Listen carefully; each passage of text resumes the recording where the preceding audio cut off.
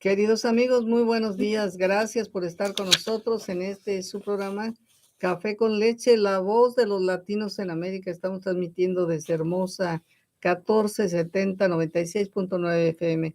Les habla Lilia Galindo. Tengo conmigo al analista político Thomas Elias, que escribe en 72 periódicos en todo California y en dos veces a la semana en el Antelope Valley Press. Vamos a darle la bienvenida.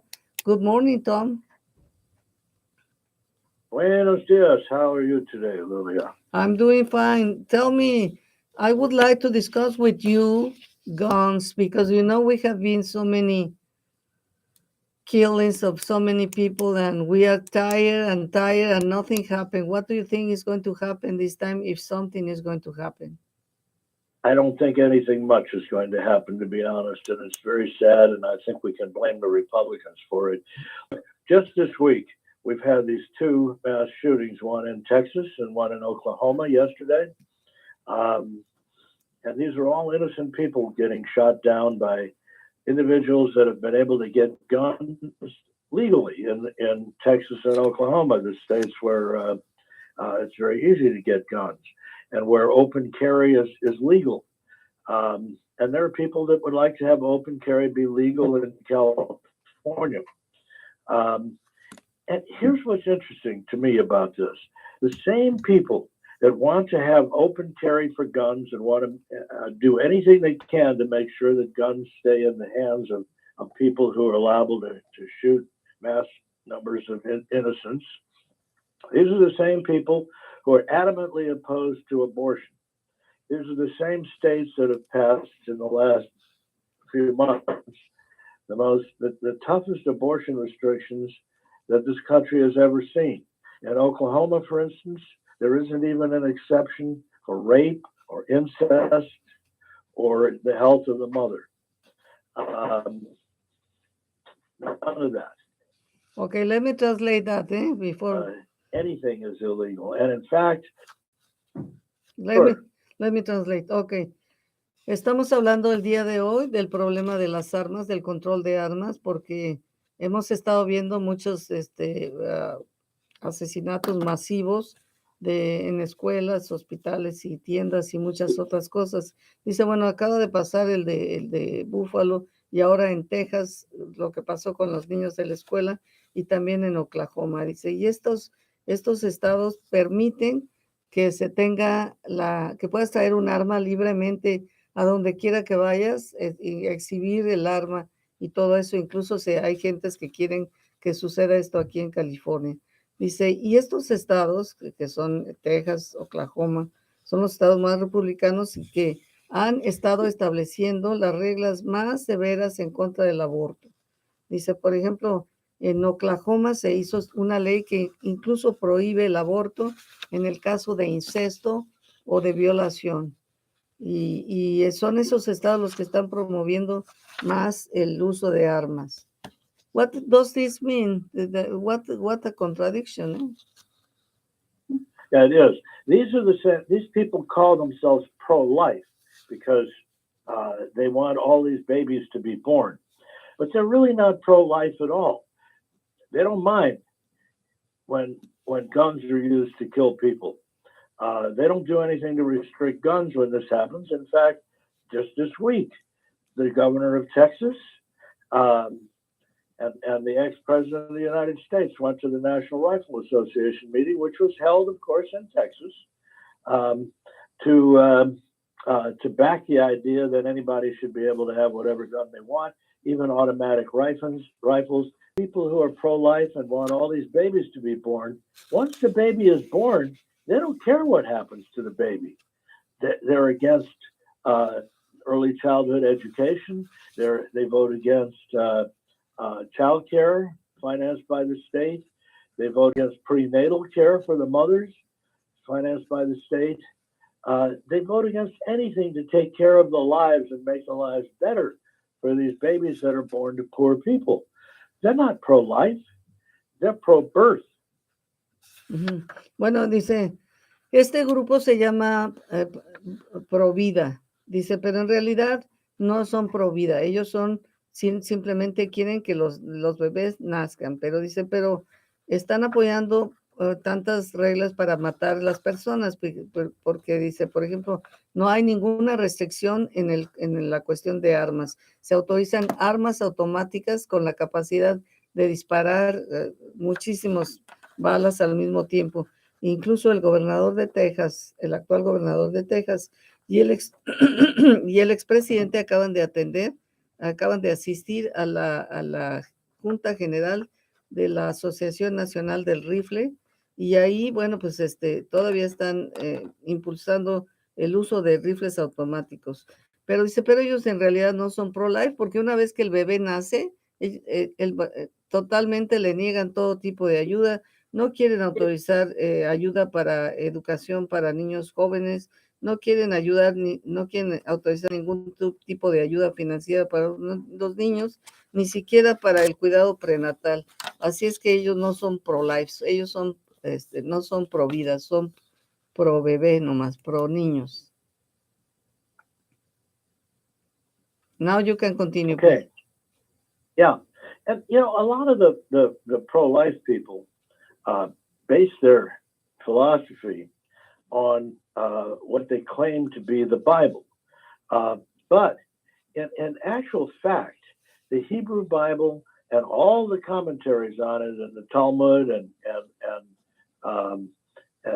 all the various long commentaries that have been written on the Hebrew Bible over the last 3,000 years, they all say that life begins when the fetus is able to exist on its own, when it's able to exist independently. So this means that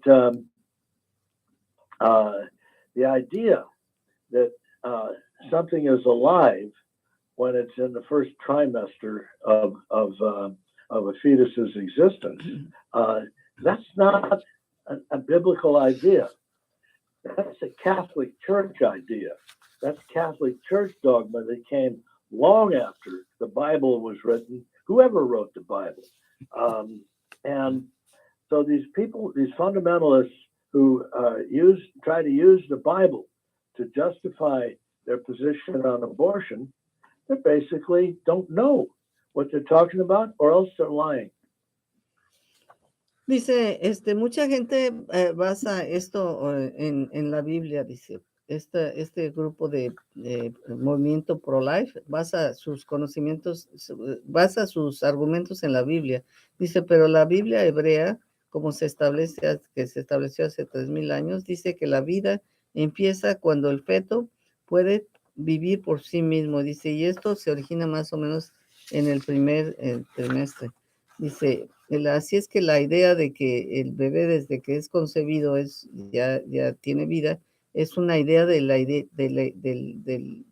Iglesia Católica, de la Biblia Católica. Ahí es donde se establece. Así es que dice, en la Biblia hebrea, pues no existe esta posición con lo que respecta al aborto. Yeah, you can continue now, please. Yeah, and of course, because we have 6 members of the Roman Catholic Church on the Supreme Court right now, we're having Catholic dogma imposed on the United States as law. And that's against the wishes of the majority. 82% in every poll, 82 to 85% of all Americans are in favor of abortion during the first trimester. But increasingly, this is becoming illegal. And we're going to see the effects of this in California, because people are going to be coming here from other states in order to get abortions, because basically the Supreme Court is about to throw this matter back to the states. And once they do, abortion will be illegal in 26 different states. And remember, these are the people that are doing this are the very same people that want to throw out all the gun control laws. The same Supreme Court that wants to throw abortion back to the states is about to okay open carriage of guns in New York State, where it's currently illegal. And when they do that for New York State, it's going to be a law that applies to the rest of the country as well. And that will be the case in California if the federal government, if the Supreme Court rules the way they're expected to rule in the next month. Dice, la situación que tenemos en este momento es que 6 miembros de la Suprema Corte de Justicia pertenecen a la Iglesia Católica y entonces ellos quieren mandar la decisión del aborto a los estados y lo que va a suceder es que 26 estados van a negar el derecho al aborto. Dice, y la mayoría de las personas, de los individuos en los Estados Unidos, de 82 a 85%, están en favor del aborto durante los primeros 3 meses. Así es que si esos 26 estados tienen control, van a negar. Dice, bueno, eso va a afectar a California porque toda la gente que no pueda tener acceso a un aborto en otro estado va a tener que venir a California. Y estos son los mismos estados, 26 estados que quieren control, que no quieren ningún control en las leyes de las armas. Y dice ahorita en el estado de Nueva York se está discutiendo si las armas pueden circular libremente o no, y eso va a afectar a todos los demás estados. We have 1 minute, Tom. Yeah, okay. So the important thing to remember when you vote is that if you vote for the Republican, you're basically voting for abortion controls, and you're basically voting against gun controls. And the Republicans tend to vote as a bloc. There's very little deviation among the Republicans on these subjects, and there's very little free will among the Republicans because some of them privately believe very differently. But that's what we have in this country right now. We have minority rule, and we don't know how long that's going to last. Bueno, entonces, we don't know what effect that's going to have on the country as a whole and its survival. Ok, entonces lo que tienen que hacer es su decisión si están en favor del aborto o en contra del aborto, van a decidir en esta elección. También si quieren control de armas, van a decidir en esta elección si lo quieren o no lo quieren. Así es que revisen sus opciones. Thank you, Tom. The time is gone. Thank you so much for being with us. Hasta la vista. Well, okay, hasta la vista, baby. Bye bye. Bueno, nos vemos, amigos. Gracias por haber estado con nosotros. Nos vemos mañana. And